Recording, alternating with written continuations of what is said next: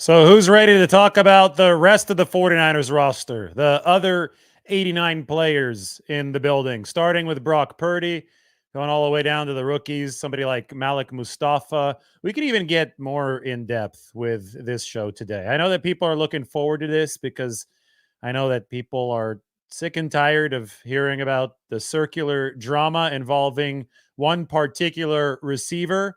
So I'm going to try to bring some of my knowledge to you today. I've been at all 12 of the 49ers practices so far. I was at all the OTA sessions as well. I've been around since the draft. So, I mean, I've been around for several seasons now. I think this is season 8 for me with the covering the 49ers. So I have the context, but I think I've been on the scene here for this rookie class and this latest iteration of players. So we can talk in depth about this depth chart right now.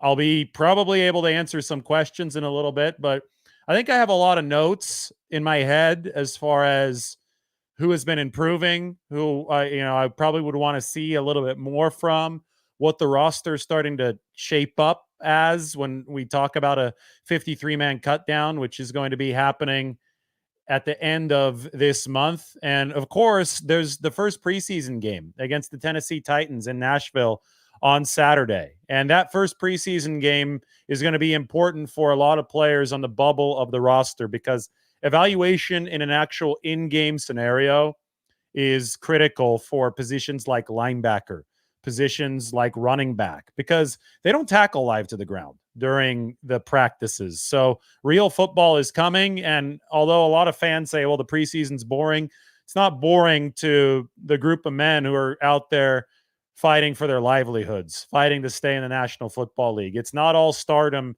at the top. It's not all negotiations for contracts that might be 26 million per year or 28 million per year or 30 million per year. Sometimes it's about just making a job and making it happen at the NFL level. And that's going to be the case for a lot of the players on the field when the 49ers play the Titans on Saturday. So let's start here. Why don't we just go at random and start with defensive tackle. Yeah, let's start with defensive tackle. I think this is going to be good. Defensive tackle, if you could see here on the roster, is a position that has contenders for playing time to enter the rotation, but maybe not too many spots open because Javon Hargrave has got one of the 4 defensive tackle rotational spots for sure, right? He's the star player there. Malik Collins is the veteran that the 49ers traded for from the Houston Texans. I think he's actually impressed a lot. I've liked what he's done. A couple spin moves during one-on-one drills from Malik Collins have popped off the tape. I mean, he is a robust guy, big body, but I think he can move as well. Not a bad player. I think that if you took prime Eric Armstead and compared it to prime Malik Collins, and the 49ers hoping they're getting a prime Malik Collins, but obviously Eric Armstead was probably a little bit past his prime just because of the injuries. You'd say that Eric Armstead was a more impactful player. But the 49ers didn't have that choice yet anymore this offseason. It was Eric Armstead who was dealing with considerable availability issues, and it was a Malik Collins who's been much more durable as of late. Also, the Eric Armstead who was dealing with more serious availability issues was not as good against the run as he had been a couple years ago. And I think that's really, really significant to note. DJ Jones was a presence for the 49ers. And I'm going to put this interview up if I haven't yet. Maybe I have, and you can go check it out if it's up there. But when I talked to Chris Kacerek, the 49ers defensive line coach, the other day, I said, I've seen Shaquille Brown. I've seen Evan Anderson. T.Y. McGill's one of the defensive tackles on this team. Kalia Davis, Jordan Elliott, Malik Collins. And I said, do you feel that in the body types that you have with Malik Collins, think he's a little bit wider. He's shorter, but wider than Eric Armstead. Jordan Elliott, definitely wider than Eric Armstead. Also wider than Javon Kinlaw. So when you talk about these 2 new additions, Malik Collins and Jordan Elliott, I asked Chris Kacerek if he thinks he's got a little bit more of what he needs for run defense, for that just the stout presence in the middle, the absorbing blocks, but not only doing that, but moving bodies too. Asked him if he feels he has a little bit more of that relative to what he had with Eric Armstead and Javon Kinlaw. Two longer guys, right? Two guys who were 6'6", 6'7". Javon might have been 6'5". And yeah, Javon was built like a brick, a pillar of granite. But it was funny because you looked at the metrics last year, and the pass rushing was so much better for Eric Armstead and Javon Kinlaw than the run stopping. So, and you watch the tape, and I mean, the metrics reflected the tape. So the 49ers and their number 26 ranked run defense needed an improvement run defense wise. And I think that when you look at Malik Collins and when you look at Jordan Elliott, you've got two guys who are going to bring the 49ers a little bit more of that mano a mano. Let's be rigid against the run that they might not have had last year. It's really tough in this scheme because they're asking them to rush out of a wide nine. When you rush out of the wide nine, the formation is elongated. There's more space in between every down defensive lineman. And that means that every defensive lineman is going to have more ground to have to patrol and cover. So you're worried about engaging with the offensive lineman in front of you, finding a way to beat him. But then you also have to cover more ground to your left and more ground to your right if the defensive line is stretched out the way that it is to give the edge rushers that advantage. And when that's the case, it could lead to rushing lanes. It could lead to struggles against the run if your defensive linemen are not dominant. So the 49ers are looking for dominant defensive linemen in a certain technique to be able to make sure that this team is not bleeding yardage on the ground. Will that be possible, Malik Collins and Jordan Elliott? That's the bet that the 49ers have made. It can't get much worse than it was last year. And listen, I'm not blaming it all on Eric Armstead and Javon Kinlaw, who both had down years against the run. I think that it was a multifaceted problem. The 49ers obviously removed their defensive coordinator, Steve Wilks, shortly after the season.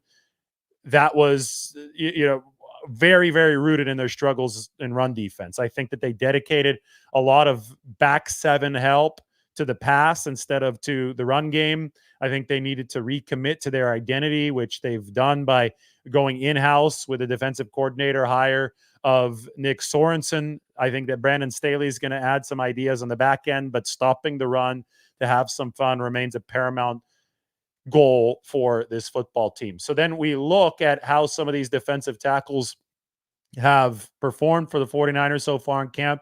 And I do think that Collins, but especially Elliott, have popped off the tape. Elliott, he's bigger than I thought that he was. When I watched him in Cleveland, where he was a good run stopper, he's like number 6 in run stop win rate last season amongst defensive tackles. He seemed like a big guy. Maybe Cleveland had some heftier defensive linemen, so relatively he didn't look as big. But now when I see him coming in with the 49ers, I mean, this is a wide defensive lineman. This is a guy that I think is going to be able to hold his own in the middle. And I asked Krasurik about it. He said that the 49ers really do like that body type. They haven't had something close to it since DJ Jones left after 2021. And that's when their run defense started its decline to number 26 in 2023. But he also emphasized that the 49ers don't just sign big defensive tackles just so they could say they have a big body there. I mean, that used to be a thing in the NFL, right? You'd bring in a huge guy just because he probably could absorb some double teams with the sheer amount of size that he brought to the table that needed to be blocked. But the 49ers really want to make sure that the guys they bring in can also deliver pass rushing technique within the context of their scheme at that weight. So they think obviously Jordan Elliott is capable of that. You could look at some of the other options for the 49ers, and these are guys that are going to be competing for that fourth and final spot, which currently I think belongs to Kevin Givens. He gives you a solid floor at that defensive tackle position, but boy, somebody like Kalia Davis, you talk about a skill set that might be more than that of your typical 3 technique, your typical defensive tackle that is clogging up some blocks. Kalia Davis was a stack linebacker in college at University of Central Florida before he was converted to a defensive tackle. It's a conversion you never see. And he's barrel chested. He's got a big upper body. But it's funny because he's got skinnier legs. And those skinnier legs, those are from the days that he was a linebacker. I think it's allowed him to be, it's built some of that explosiveness.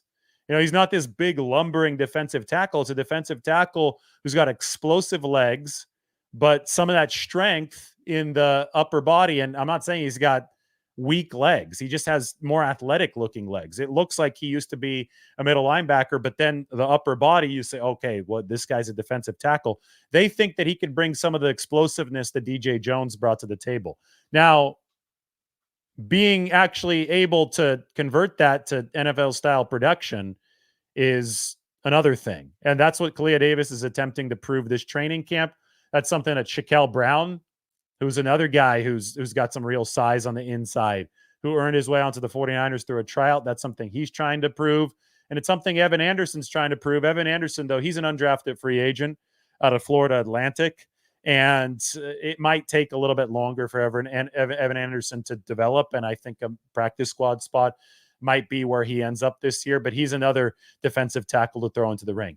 You can see that the 49ers put a lot of resources into this particular position this offseason because it was a problem area for them as a defense over the past couple seasons. Ever since DJ Jones has been gone, I think it's been a problem area for them. They have to become more stout up the middle. You talk about Javon Hargrave. Well, he's a much better pass rusher than he is a run defender. And that's great. That's fine. Javon Hargrave is going to be the guy that's going to have the high win rate on the inside, that's going to supplement Nick Bosa, is going to supplement Leonard Floyd to make sure your pass rush is coming from all angles. But when that's his specialty, you got to make sure that you have other defensive linemen who specialize in the opposite thing, and that's stopping the run. Otherwise, teams are just going to be able to gash you over and over and over again. And that was an issue for the 49ers last season. So Hargrave, that's his game. But now we need to see how Jordan Elliott's game fits in within the context of the 49ers defensive line. We need to see how Malik Collins' game fits in within the context of the defensive line. I asked Kosarik, is this the biggest changeover in personnel that you've ever coached along the D-line in Detroit or with the 49ers? And he said, yes, this is the biggest changeover. And you could see that through the color coding on this chart. If you guys have any questions about the defensive line, I'm happy to answer them right now. And then we'll move on to a different position group that I pick out of random.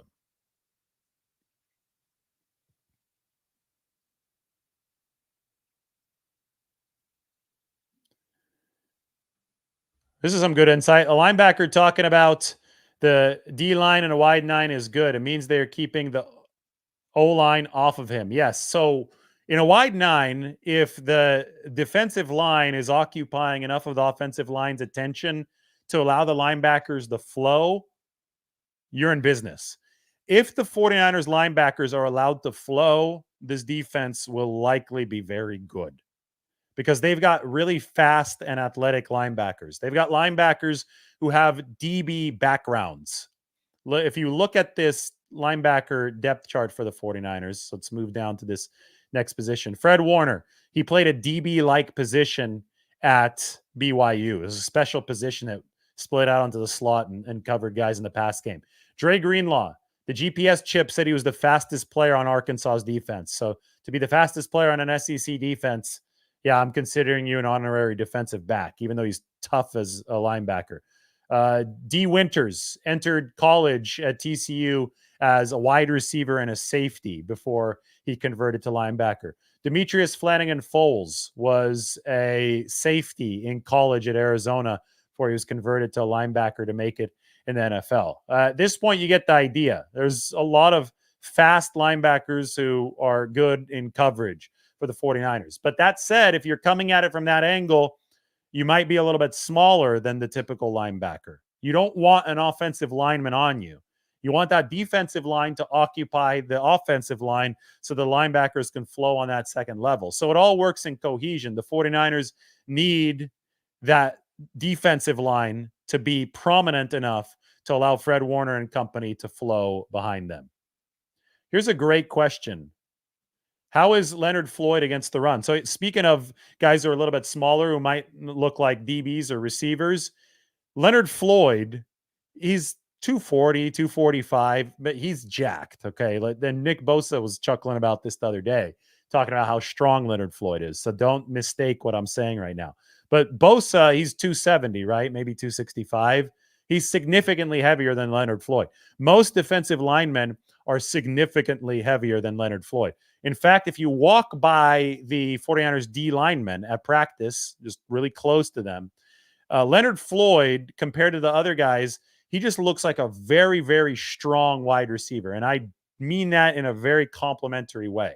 The guy's 6'5", and he's more of the wiry strength than a typical defensive lineman. And I think that he's made an excellent career out of that because his athleticism is almost second to none at that defensive end position. The speed rush is really good. However, when you and he's able to generate a lot of those cleanup sacks because of the way that he contorts his body, the effort that he puts into plays, the conditioning that's there. He hadn't missed a game in 108 straight games, so he's an Iron Man out there on the field.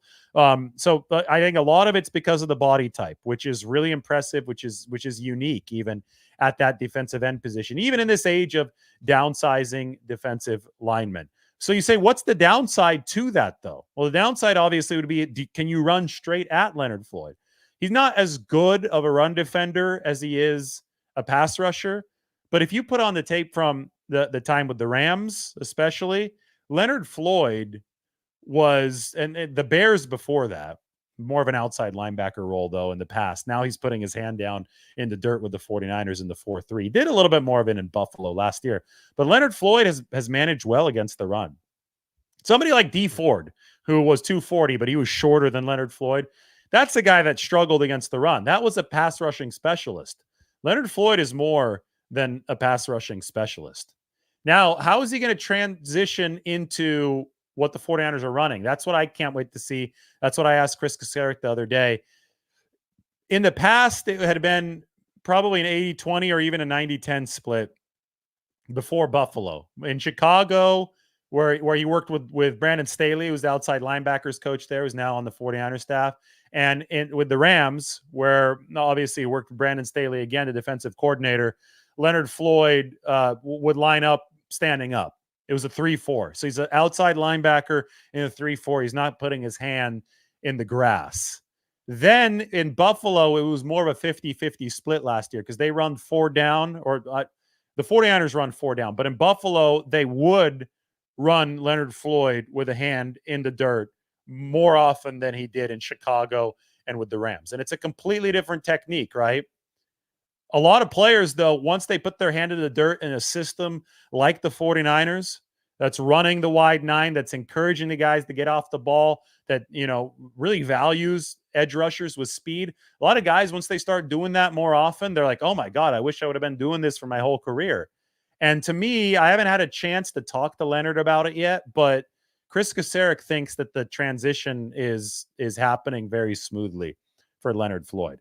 And he thinks that the buildup of the snaps with the hand down in the dirt, where he can get that track start, that get off of the line of scrimmage, he think the buildup of those snaps in Buffalo last year really helped him. And I think watching the tape of those snaps in Buffalo for the 49ers also gave him a little bit more conviction on Leonard Floyd. Brandon Staley knows the guy from the Bears. He can attest to the fact that he's decent against the run.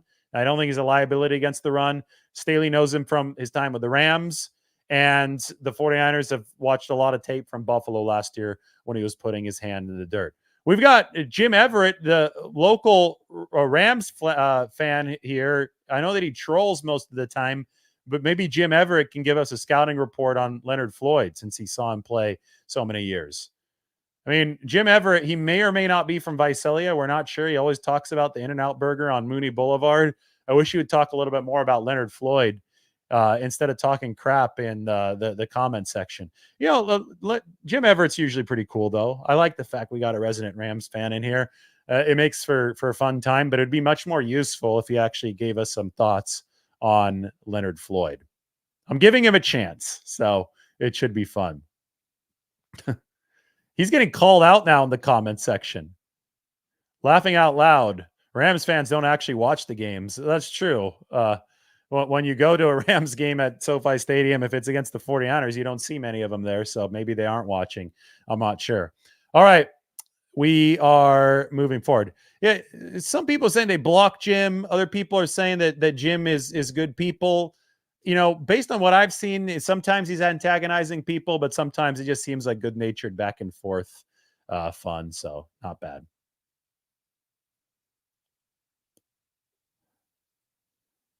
As he says, some people take it to heart. So, Jim, I really, really would like to hear about Leonard Floyd. If you could provide us your thoughts on him as a Rams fan. But so far, I think the 49ers have been really happy with him. He's been super consistent over the course of the past 4 years. He got 10 sacks in each of those seasons. So, really good looking player over the course of his career. He's on the 49ers now.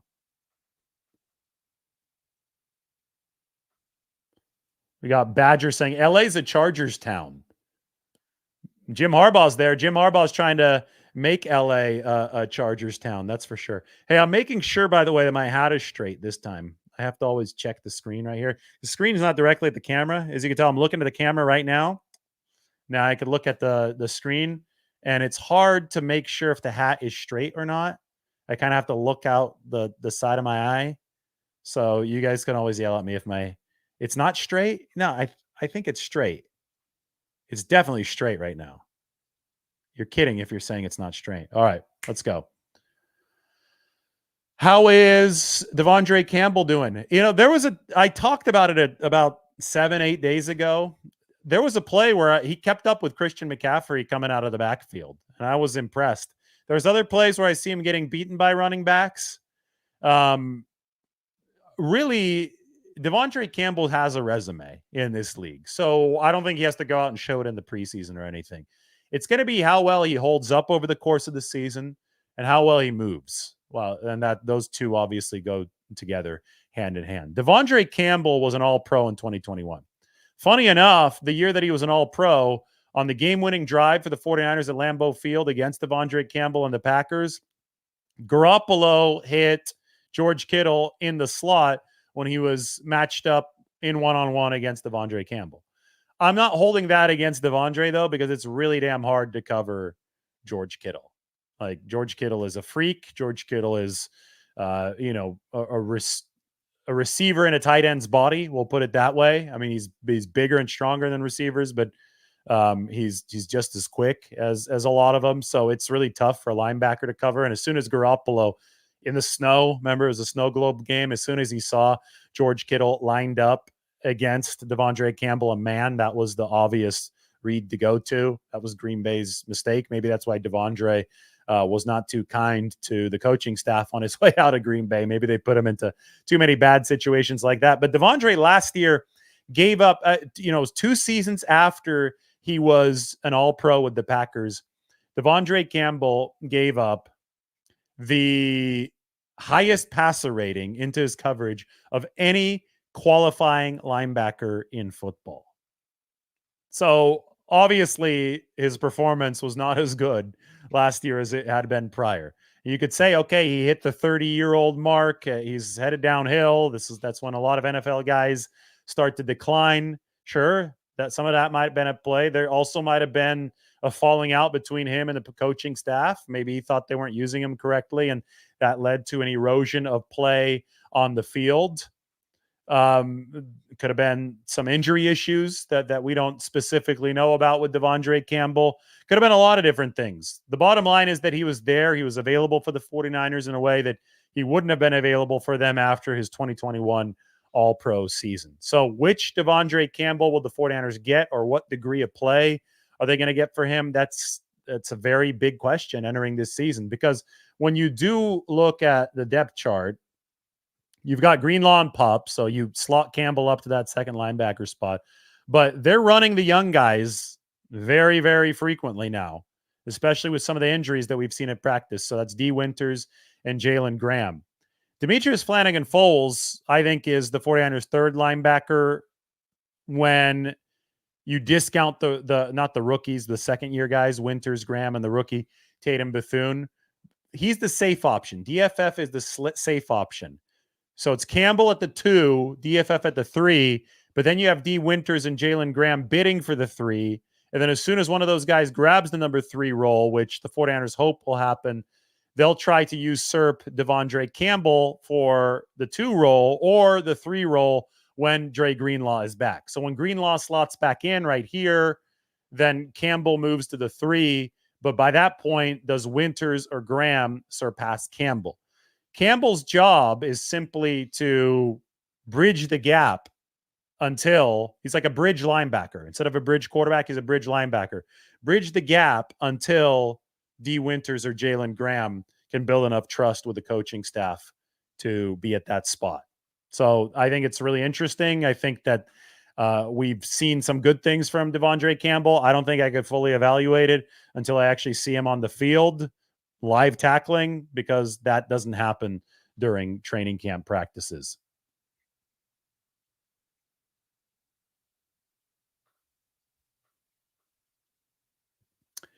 All right, I'm looking to see if we have any questions in here. I haven't eaten dinner yet. Today was my return to my swimming career. I took about a month off and got back into Bay. And the Bay, it was intimidating getting back in after some time. You build up like this courage and this toughness. First off, I get to the water, as you guys saw in the live that I did about a certain receiver. I get in the on the way in the driverless car. It goes from being sunny where I started to just wind and fog just kicking me in the face when I got out of the Dolphin Club. So then I have to get in this water for the first time in over a month. With just the foggy wind and the foghorn sound coming. It was and the water's choppy. Thankfully, the water's not very cold right now relative to what it usually is, because it's the summer and it's kind of flowing down from Alaska, and it's gotten a lot more heat, and water retains heat a lot better than air. That's a good thing, because if it didn't retain heat as well, then it'd be really cold, because it was cold in the air. And just taking a deep breath and hitting that water and going in there and be like, oh my God, I'm in this. And there's a lot of marine life around me that I don't see. it was a little bit of a first timer experience for me. I mean, this is something I do all the time, or I did all the time up until the past month. So successful return. I got out of the water. I'm here now. I'm talking to you guys all on the chat, and we're ready to move forward. I've got a surprise announcement to make in a few minutes, but I want to talk more about the rest of this 49ers roster. So here we go.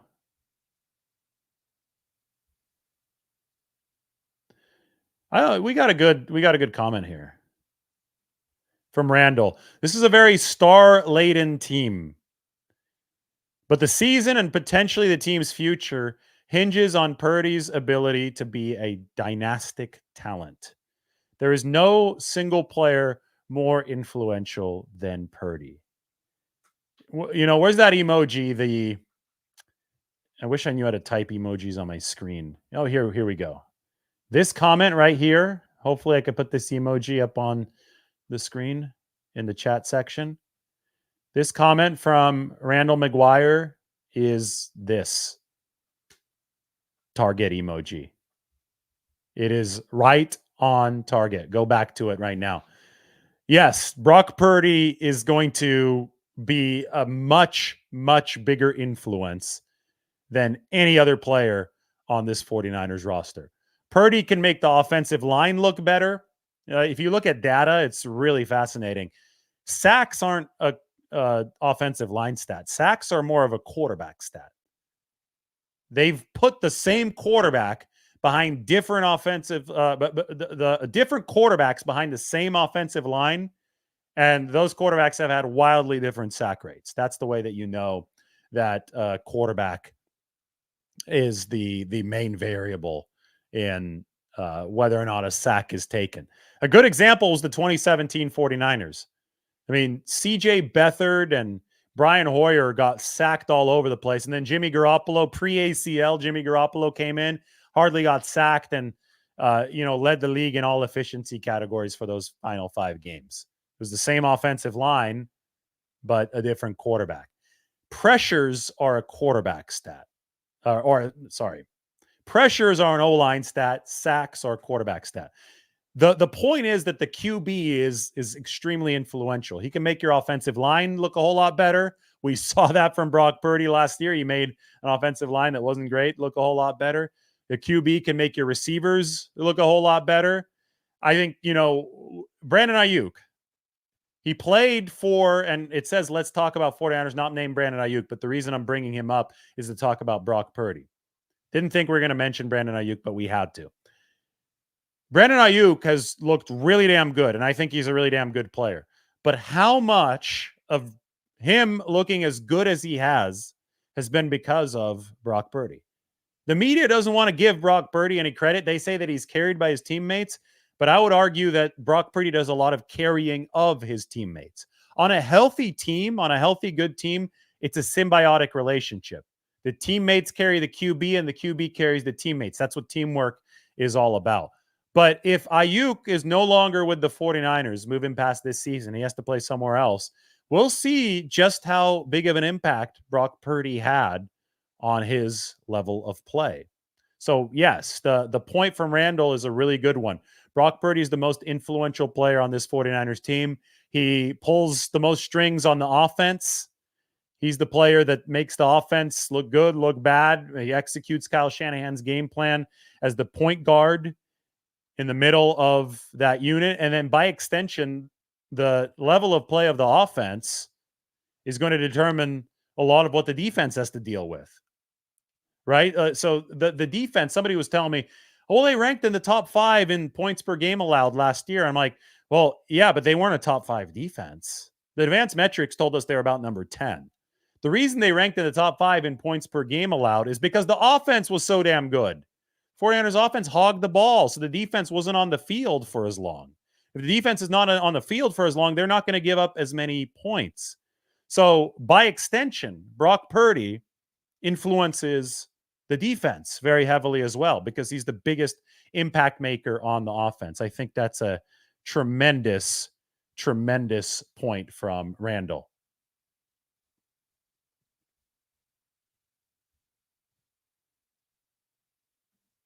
Do I think that Purdy has a high enough ceiling to be one of the greats? Well, based on what he put on tape last year, yes. I mean, ceiling at the quarterback position. People worship the draft and the measurables of the draft to a crazy degree that they lose sight of what's actually important to succeed at the quarterback position. So much of what happens at quarterback is right here, where I'm straightening my hat to make sure I don't bug people. So much of what happens at the quarterback position happens cerebrally. Now, of course, you have to have a certain baseline of physical characteristics to be a good quarterback. You have to be able to throw the NFL route tree, which includes the deep outs thrown across the numbers. But Brock Purdy has that. His arm is strong enough to make all the throws an NFL quarterback needs to make. 2, you need to be physically durable enough to be able to take a beating because you will in the NFL. Brock Purdy, I mean, they're calling him baby Bosa legs now. He's got that physical durability. We've seen it already. He was able to play an entire NFL season. You can't play an entire NFL season unless you've got the physical ability to be durable. And then 3, it's the movement. This is where a lot of people talk about upside, and they look at a 40-yard dash and they automatically think that a quarterback who runs a fast 40 has got some kind of crazy higher upside than other QBs. What's more important is how well you move within a short area. And not just how well you move within a short area as far as burst, but also how well you can recognize a rush, how well you can step away from rushers that you only see in your peripheral vision, how well you can sense where to move ahead of time in a pocket. Those are all really, really key movement skills from a quarterback. And Brock Purdy is elite in that regard, hands down. He moves extremely, extremely well. He knows how to manipulate the pocket. He knows how to escape the pocket. And then when he is escaping, the 10-yard split of his 40-yard dash, the 1.55, the 1.6, so somewhere around there, that is top tier. That's up there with guys who run much faster 40s than he does. And it's a much more important metric to measure QB potential than the 40-yard dash because it measures, or more closely measures and suggests, how well he can deliver in the pocket. So, yes, Brock Purdy has all the physical tools. Then his ceiling is going to depend on how far he can take his game mentally. How tough is he going to be? How even keeled is he going to be? How well is he going to be able to ignore, all the trolls on social media that say that he's like the number 20 quarterback in the league? How's he going to be able to maybe not ignore them, but take that as positive fuel and apply it to his game? That's where Brock Purdy is going to determine whether or not he's one of the greats. It's going to be in that arena because he has all the physical skills. There's this misconception that he may not have the physical skills to be great. He's definitely got all the physical skills. That's not a question. For those people who know football, they know that Brock Purdy, physically, there's nothing deficient about him. He has everything that he needs. But whether or not he becomes a great depends on the longevity with which he can extend. Like, he needs to be able to take what he did in 2023 and he needs to be able to extend it forward. That same efficiency over 10 years puts Brock Purdy into the Hall of Fame. That same efficiency over 7 years probably puts Brock Purdy into the Hall of Fame. So now it's a matter of adjustments and counter adjustments. It is Brock Purdy playing chess. It's a chess match against other defensive coordinators. He needs and using the offense and the structure around him. He needs to play within what the 49ers are giving him. He needs to be that conductor on the field. That's what's going to determine whether or not he's one of the greats. What he can do from that cerebral aspect. And I think that the early returns are really, really good.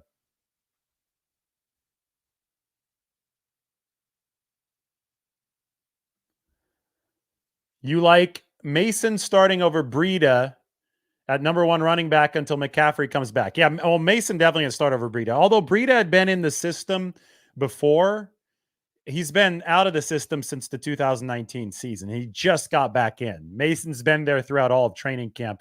So when we go to the running back room, I need to highlight some of the guys that are dealing with injuries right now. I haven't done that yet. So Christian McCaffrey, pink highlight for the injury. Elijah Mitchell, pink highlight for the injury. And then I don't know, Patrick Taylor Jr. was out of practice today. So we'll shade pink highlight. You see the running backs the 49ers have available. It is Jordan Mason, Matt Breida, Cody Schrader, and Keyshawn Vaughn, who they just signed today. So there you go.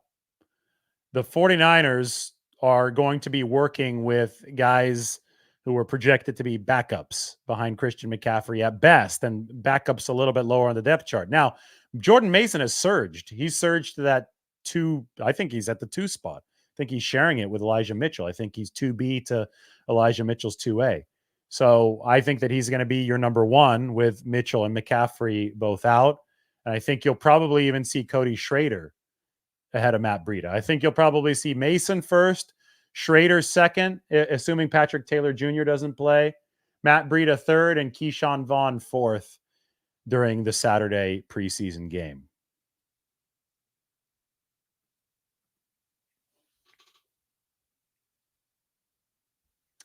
I'm ready for some more questions. I'm scrolling through some of these.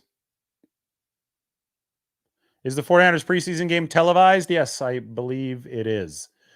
Probably another good time to announce that we're having a subscriber meetup, fan meetup, subscriber meetup, whatever you want to call it. It's going to be ahead of the preseason game, a day ahead in Nashville on Friday. If you're in the chat right now and planning to attend 5 p.m. on Friday at the Omni Hotel, the bar, I think it's called Bar Lines, the Omni Hotel, 5 p.m. in Nashville, right off Broadway, give me a thumbs up.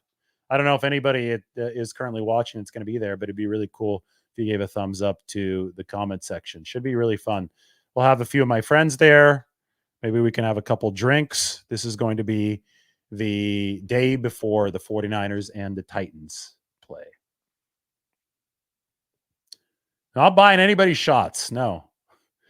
Maybe I will, but it'll be a surprise. That's what JT thinks. Michael Powers is going to be there. That's awesome. I've met him before. That'd be really cool. Should be fun.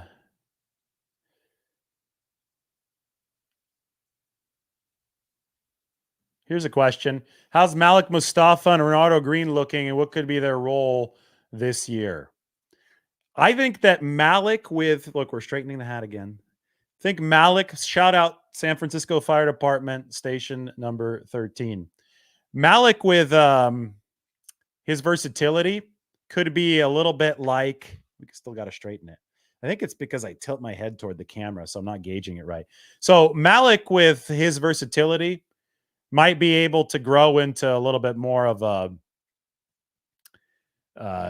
third safety role if the 49ers start doing creative stuff with their defense. In fact, speaking of that, I should show you a couple of the articles that we've come out with this week because I think I answer some of your questions. Remember Talanoa Hufanga earned time as a rookie because of his versatility? So here we go. We did this piece right here. This was after talking to the assistant coaches. And what I did is I went up to Leonard Floyd's old coach. I went up to Brandon Staley, who coached the Rams and the Chargers and implemented a similar premise on their defense. He called it the star defensive back position. It was a versatile defensive back.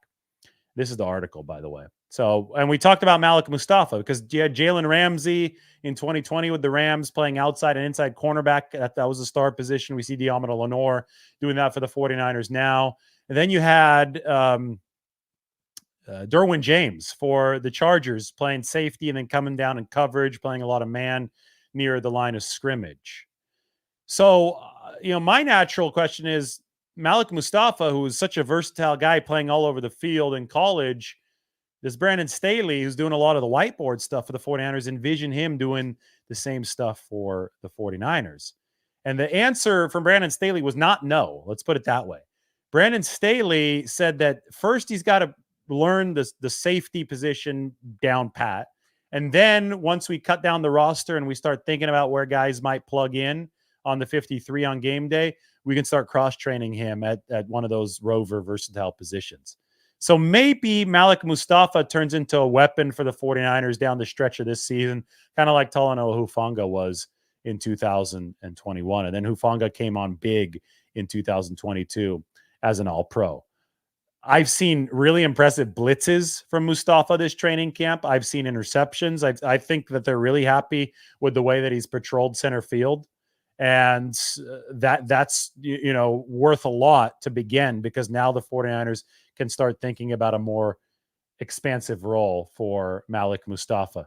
Your other questions about Ronaldo Green, I don't know if I have much on Ronaldo right now besides the fact that I talked about him earlier. He had a really nice pass breakup today against Jawan Jennings. Saw some first team action today. But I have something on George Odom, even though you didn't ask about him. George Odom is delivering as a safety for the 49ers. George, one of the best special teams players in the league. And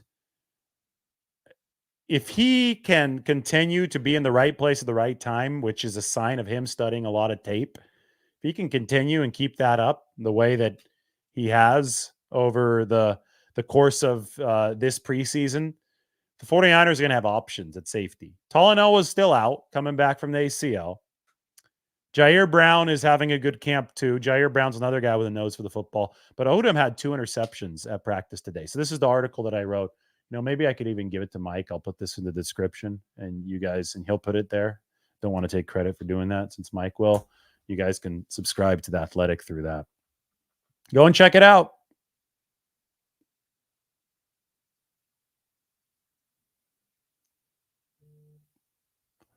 While everybody's here, why don't you smash that like button? Mike is adding that in. One thing I'm checking is how many subscribers we have. All right, we're at 74,691. Getting to 74,700 is a big deal. So we have 9 more. So everybody who's watching right now, this is probably the only show where you're going this in depth into the 49ers roster. and we're not talking about Brandon Aiyuk, which I think is pretty cool. So hit that subscribe button, hit the like button, do all you need to do. We're 8 away. We are 74,692. How about I refresh and us be 7 away? No, not quite. You guys, okay, now we're 7 away. 693. That's cool. I have a cool announcement for everybody right now on the show. The newest 49ers fan has joined the community. He's going to be a YouTube subscriber one day of this channel. His name is George Beckett Mendonca, born in Templeton, California on August 7th, 2024 at 6:14 p.m., just about 3 hours ago. Trent Mendonca, who is George's dad, is one of my best friends. He was a groomsman in my wedding. Trent is currently celebrating the birth of his son, George Beckett Mendonca. Hadley Mendonca, that's his mom. Congratulations to Trent and Hadley. They are both 49ers fans. Great. Trent is a great friend from back in the day where we were both in each other's weddings from Visalia. So those of you who are watching in the 559 from Visalia, you can congratulate Trent as well. But his son, George Beckett Mendonca, was born just about 3 hours ago. We all congratulate them, and we're all going to send Trent this clip over in the hospital if he is not watching right now. It was only 3 hours ago, so I'm guessing that he's got a lot of time on the phone right now. He's busy. So I'm sure that before the birth happened, I think that Trent had a little bit more downtime, but now he's busy. So everybody congratulate Trent and Hadley. We are going to send them this video. George Beckett Mendonca. Hopefully he'll get to watch this in a few years. I think it's a cool moment. Yeah, we're getting a lot of congratulations. I love that. Look at this. Now people are saying they want a Lombardi Jr. When the time comes, there will be an announcement. Joshua Blevin says, congratulations, Trent and Hadley. Happy birthday, George. I'm going to take a screenshot of my screen right here, and I'm literally going to send it to Trent right now.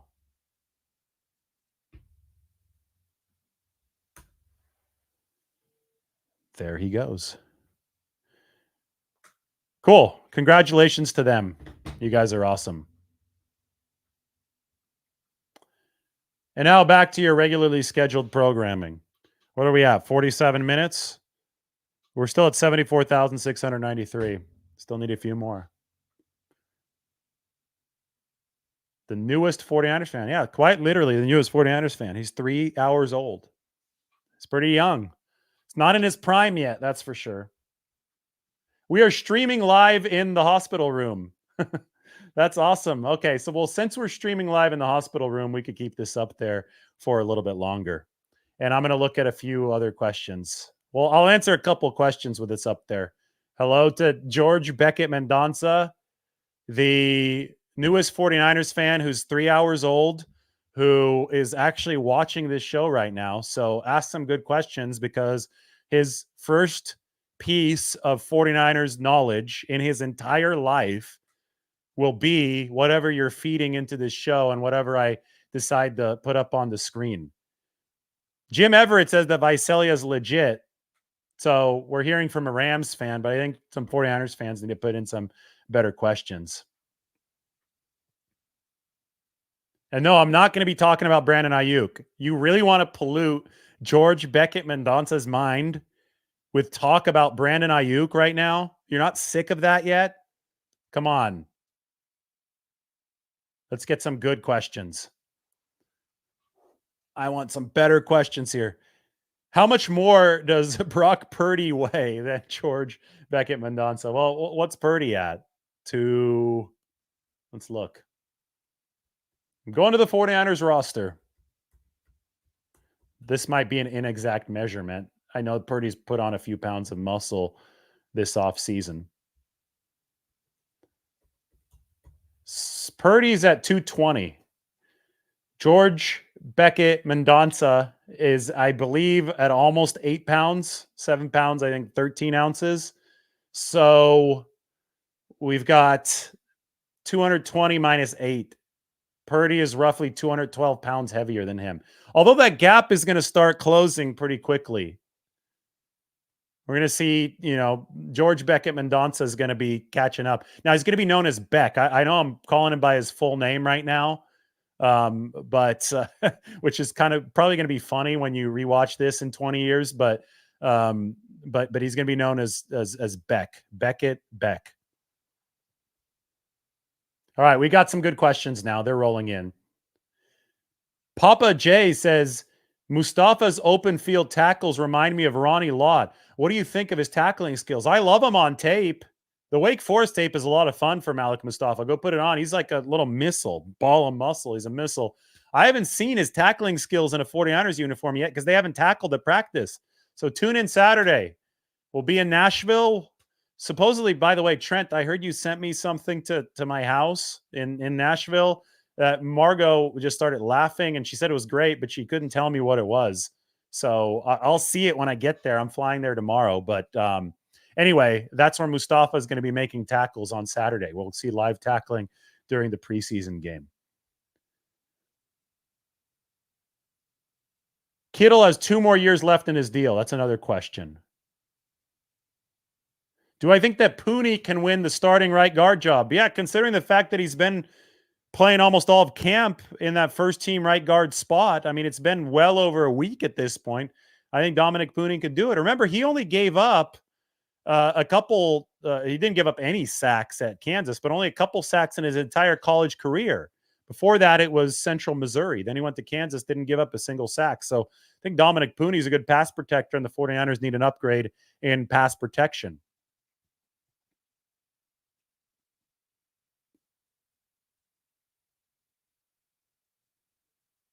Does Ricky Pearsall play this year? Yes, I do think Ricky Pearsall plays this year. He's a first-round pick.